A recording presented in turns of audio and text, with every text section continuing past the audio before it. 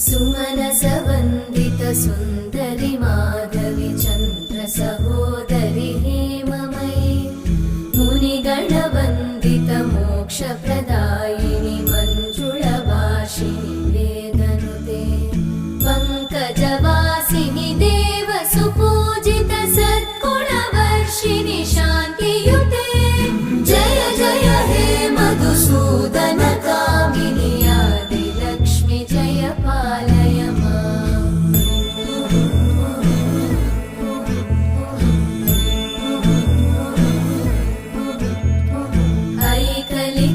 ऐकलिकल्मषनाशिनि कामिनि वैदिकरूपिणि वेदमये